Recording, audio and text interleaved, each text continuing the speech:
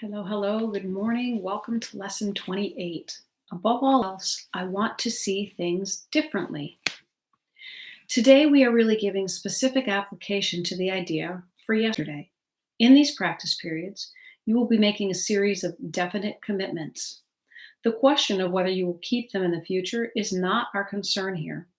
If you are willing at least to make them now, you have started on the way to keeping them. We are still at the beginning. You may wonder why it is important to say, for example, above all else, I want to see this table differently. In itself is not important at all.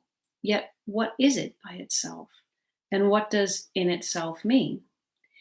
You see a lot of separate things about you, which really means you are not seeing at all. You either see or not. When you have seen one thing differently, you will see all things differently. The light you will see in any one of them is the same light you will see in them all. When you say, above all else, I want to see this table differently, you are making a commitment to withdraw your preconceived ideas about the table and open your mind to what it is and what it is for. You are not defining it in past terms. You are asking what it is rather than telling it what it is. You are not binding its meaning to your tiny experience of tables, nor are you limiting its purpose to your little personal thoughts. You will not question what you have already defined. And the purpose of these exercises is to ask questions and receive the answer. In saying, above all else, I want to see this table differently, you are committing yourself to seeing. It is not an exclusive commitment. It is such a commitment that applies to the table just as much as to anything else, neither more nor less. You could, in fact, gain vision just from the table if you would withdraw all your own ideas from it and look upon it with a completely open mind. It has something to show you, something beautiful and clean and of infinite value, full of happiness and hope. Hidden under all your ideas about its real purpose, the purpose it shares with all the universe. In using the table as a subject for applying the idea for today, you are therefore really asking to see the purpose of the universe. You will be making the same request for each subject that you use in the practice periods, and you are making a commitment to each of them to let its purpose be revealed to you instead of placing your own judgment upon it. We will have 6 2-minute practice periods today in which the idea for the day is stated first and then applied to whatever you see about you.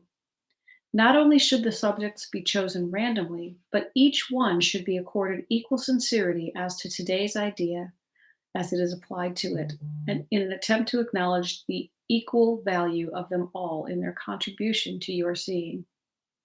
As usual, the applications should include the name of the subject your eyes happen to light on, and you should rest your eyes on it while saying, above all else, I want to see this, whatever it is, differently. Each application should be made quite slowly and as thoughtfully as possible. There is no hurry.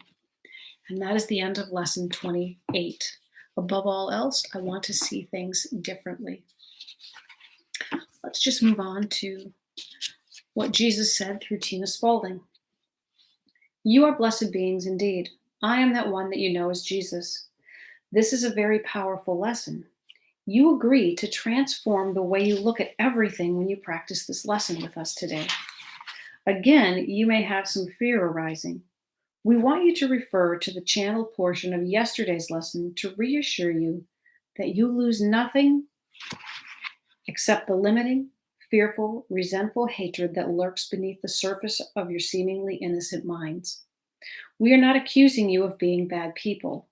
We are informing you that you are only aware of a certain part of your consciousness that you have permitted to explore in your society. For example, when you were punished for getting angry with a parent when you were a little child, which most of you were, you began to lose access to that part of your consciousness. You pushed it down because it was unacceptable. You would lose love if you allowed that part of you to surface. The little raging 2-year-old who said, I don't want to eat my peas, can be punished cruelly in your society. Many of you were. Many of you don't remember. Some of you do. When you fracture yourself in that way through trauma, you're traumatized by a great big parent who punishes you, withdraws loves, makes you sit in your little chair for a long time until you eat those peas, or perhaps even physically smacks you. You push parts of your consciousness down and away from you. You do not have access to those feelings and emotions. What happens as you do these lessons is we tap into some of those fears. We tap into some of those repressed and controlled parts of your consciousness because we love you.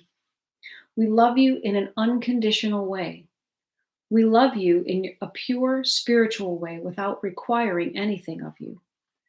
Sometimes, with your free will, your decision making process, even when you were a small child, you decided that a part of you was not okay. All of you are okay. All of you are acceptable. All of you are loved. This is a process of healing. The reintegration of your mind, the taking back of the unconscious part of yourself. These lessons do not go through your traumas with you. This is not necessary. The practices as described in these lessons are designed to clarify the mind of fear. One of the dysfunctional aspects of your society is to go back into the traumas over and over again, bringing that feeling into the present moment over and over again in an effort to heal it. It is not in doing that you heal your mind. It is in relentlessly turning toward love that you heal your mind.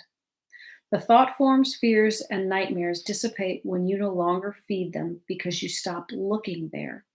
You look to love. You look to truth. That is what will eventually fill your mind. That is what we do here. I am the one that you know as Jesus, and we will see you again tomorrow. Pulling us away from fear and directing us toward love.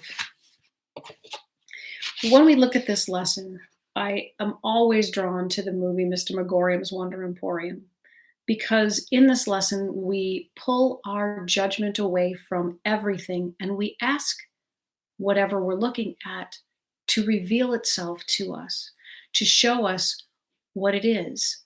And it may change from moment to moment, from day to day. And so in the movie, at the end, there is a block of wood. And when one of the characters looks at it, she judges it as just a block of wood, nothing more. It can't do anything.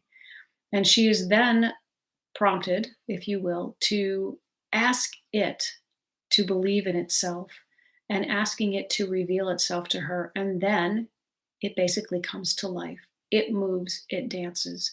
It is not just an inanimate object. That is what we are asking you to do here. It doesn't mean the table's going to jump up and do anything, but ask what it is for.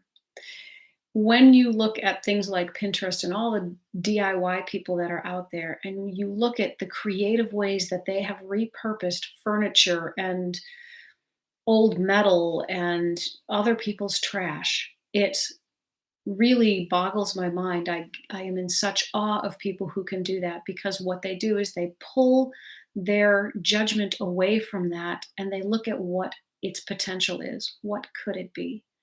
What could it be used for? How could it function? That is what we're asking you to begin to do here, is to make a commitment to let go of the limiting beliefs that we have about everything in this world. Have fun with this today. Really commit to seeing things differently. If you are really committed, you may see some things change already. And if not, it's okay. But this is the beginning to be willing to open up to a new way of looking at this world and looking through this world. Have a wonderful day today.